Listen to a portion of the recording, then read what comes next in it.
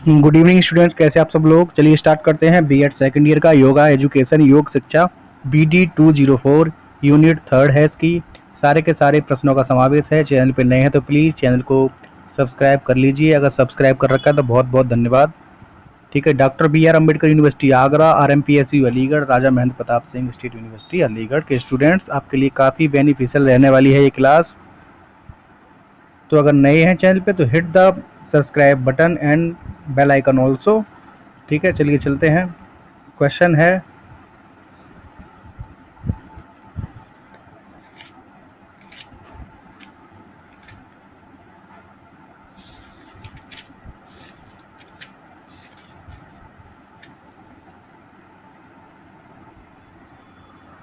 Bihar school of योग की स्थापना कब हुई।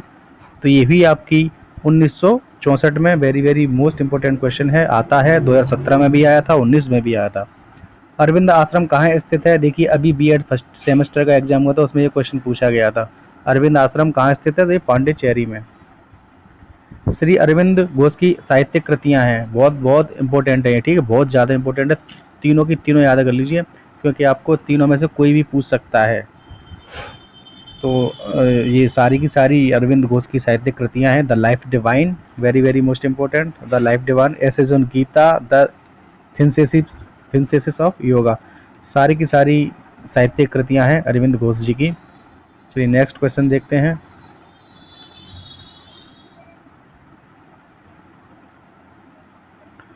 श्री अरविंद के योग को जाना जाता है, किस नाम से जाना जाता है। अरविंद के योग को जाना जाता है, हाँ, श्री अरविंद के योग को जाना जाता है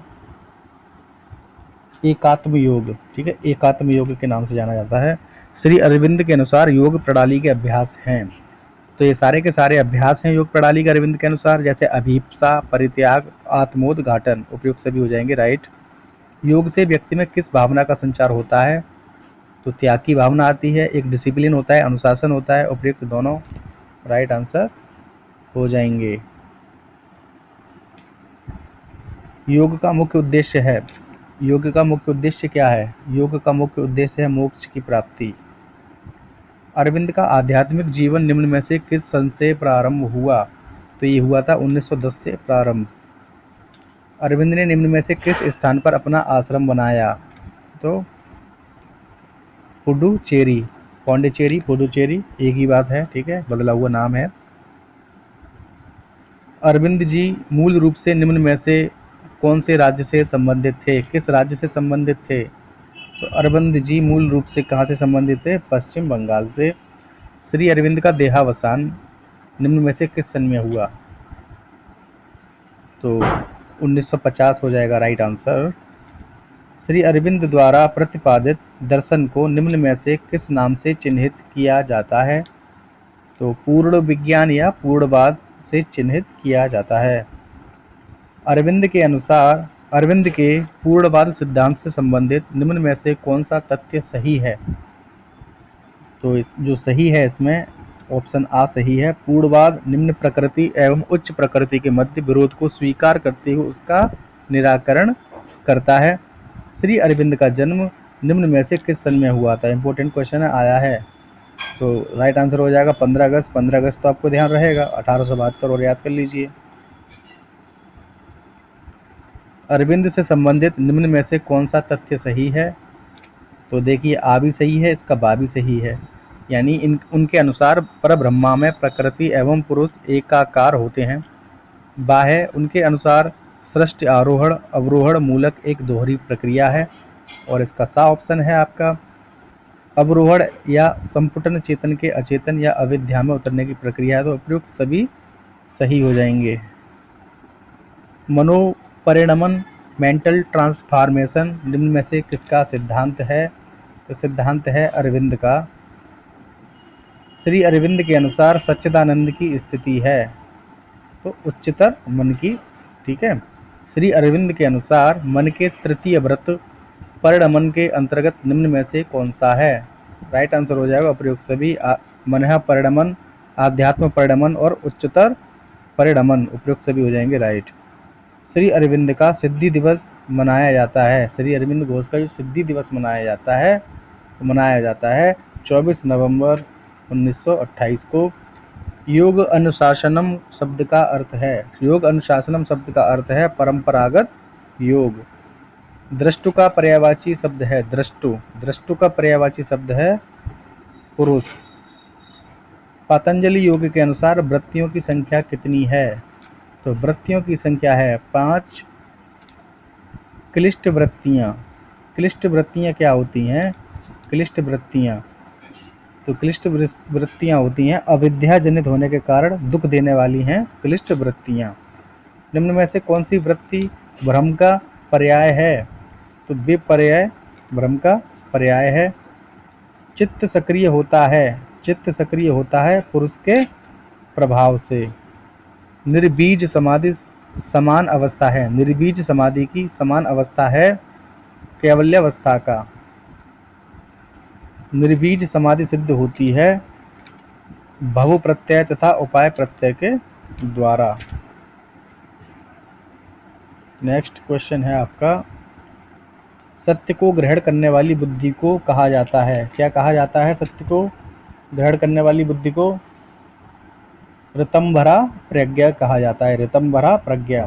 निम्न में से ईश्वर की विशेषता कौन सी नहीं है? तो क्लेशों से मुक्तता देता है ईश्वर, कर्म फल से मुक्त रहना। जो विशेषता नहीं है ये हो जाएगा आपका राइट आंसर, कर्म के संस्कारों से संबंधित रहना। ऑप्शन बा है इसका राइट आंसर, नहीं पूछा है।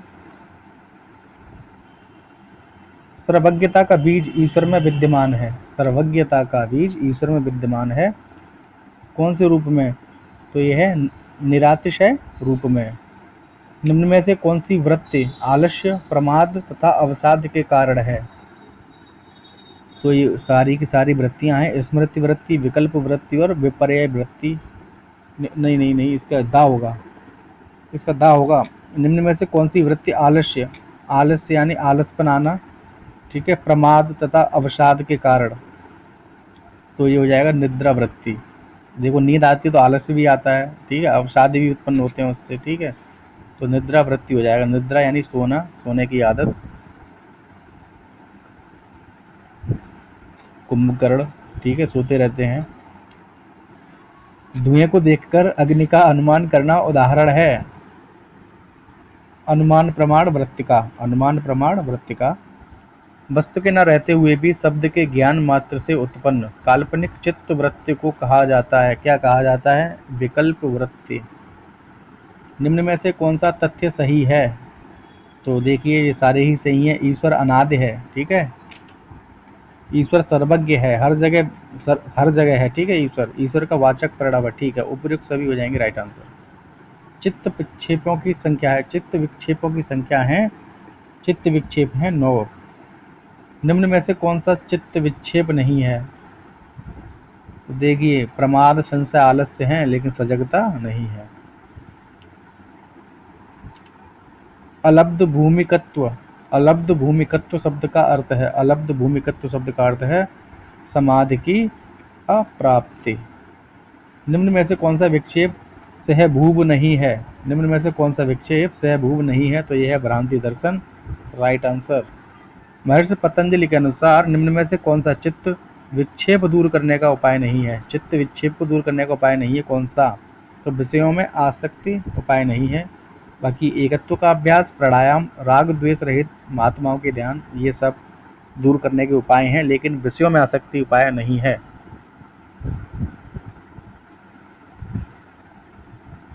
नेक्स्ट है आपका पतंजलि के अनुसार चित्त स्थिरता के लिए बारंबार जो प्रयत्न किया जाता है, यानी बार बार जो प्रयत्न किया जाता है उसका नाम है अभ्यास, उसका नाम है अभ्यास। पुरुष को ज्ञान हो जाने पर प्रकृति के गुणों में तृष्णा का अभाव हो जाने का नाम है पर वैराग्य, नाम है उसका। संप्रज्ञात समाधि संबंधित नहीं है, संप्रज्ञात समाधि संबंधित नहीं है किससे? विवेक ख्याति से, विवेक ख्याति से या प्रसिद्धि से। सबीज एवं निर्बीज समाधि संबंधित है, सबीज एवं निर्बीज समाधि संबंधित है असंप्रज्ञात समाधि से, असंप्रज्ञात समाधि से। विराम प्रत्यय विशेषता है किसकी? असंप्रज्ञात समाधि की। चित्त प्रसादन के उपाय हैं, चित्त प्रसादन के उपाय हैं मैत्री यानी मित्रता, करुणा, मुदिता एवं उपेक्षा। निम्न में से कौन सा जोड़ा गलत है? कौन सा जोड़ा गलत है? तो ये सारे ही जोड़े गलत दिए हुए हैं, इस टाइप के क्वेश्चन आएंगे नहीं वैसे। निम्न में से कौन सा फल क्रिया योग का फल नहीं है? तो राग द्वेष में वृद्धि। क्लेशों की संख्या कितनी है? क्लेश कितने हैं? 5 क्लेश हैं, ठीक है, 5 क्लेश। समस्त क्लेशों का मूल क्या है? समस्त क्लेशों का मूल है अविद्या यानी विद्याहीन। निम्न में से क्लेशों की अवस्था है, तो सारी की सारी अवस्था है प्रसुप्त, तनु, विच्छिन्न एवं उदार। अविद्या की विशेषता है, अविद्या की विशेषता है अनित्य को नित्य समझना, अपवित्र को पवित्र समझना और अनात्म को आत्म समझना। जब विद्या ही नहीं है उसके पास तो वो यही तो समझेगा, अपवित्र को पवित्र समझेगा, अनित्य को नित्य समझेगा, यानी उल्टे को सीधा समझेगा। विद्याहीन है ना वो, अविद्या वाला है इसलिए। प्रकृति और पुरुष को एक सा भान होने की अवस्था को कहा जाता है। एक सा भान, भान क्या होता है भाई? भान, चलिए अस्मिता हो जाएगा इसका राइट आंसर। सुख भोगने की इच्छा को कहा जाता है, सुख भोगने की इच्छा कहलाती है राग। जो क्लेश मूढ़ों की भांति विवेकशील पुरुषों में भी विद्यमान रहता है उसका नाम है अभिनिवेश। अभिनिवेश, उसका नाम है अभिनिवेश। महर्षि पतंजलि के अनुसार दुख का प्रकार नहीं है, दुख का प्रकार नहीं है प्रज्ञा दुख, बाकी सारे के सारे प्रकार हैं, एक प्रज्ञा दुख नहीं है। हेय हेतु अर्थात दुख का कारण है, हेय हेतु अर्थात दुख का कारण है पुरुष एवं प्रकृति का संयोग। निम्न में से प्रकृति की विशेषता कौन सी नहीं है? कौन सी प्रकृति की विशेषता नहीं है? तो चेतना विशेषता नहीं है। निम्न में से कौन सा तथ्य सही नहीं है? तो प्रकृति परम चेतनामयी है, ये सत्य नहीं है, बाकी सारे सत्य हैं। निम्न में से कौन सा तथ्य सही नहीं है? आ हो जाएगा राइट, प्रकृति अकेले ही सृष्टि का निर्माण करती है।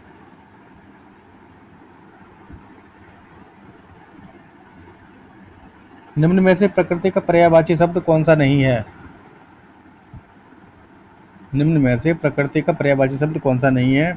तो देखिए विभु है जो पर्यायवाची नहीं है, बाकी ब्रह्मा, प्रधान और अव्यक्त ये प्रकृति के पर्यायवाची हैं। नेक्स्ट है आपका सांख्य दर्शन के अनुसार तत्वों की संख्या है 25। भाई ये क्वेश्चन आएगा, जरूर आएगा ये क्वेश्चन। योग दर्शन में 26वें तत्व का नाम है, योग दर्शन में 26वां तत्व है ईश्वर। चित्त में निम्न में से कौन सा तत्व सम्मिलित नहीं है? चित्त में, चित्त मन होता है, बुद्धि होती है, अहंकार, चेतना शामिल नहीं है, इसमें चेतना शामिल नहीं है। आकाश तत्व की उत्पत्ति हुई है शब्द तन्मात्रा से, शब्द तन्मात्रा से। पुरुष एवं प्रकृति के मध्य संयोग का मूल कारण है अविद्या, अविद्या। ठीक है, तो चैनल पे अगर नए हैं तो प्लीज़ सब्सक्राइब वाला बटन है उस पर सब्सक्राइब कर दीजिए। बाकी मिलते हैं कल यूनिट 4 के साथ, तब तक के लिए धन्यवाद, गुड नाइट, शुभ रात्रि।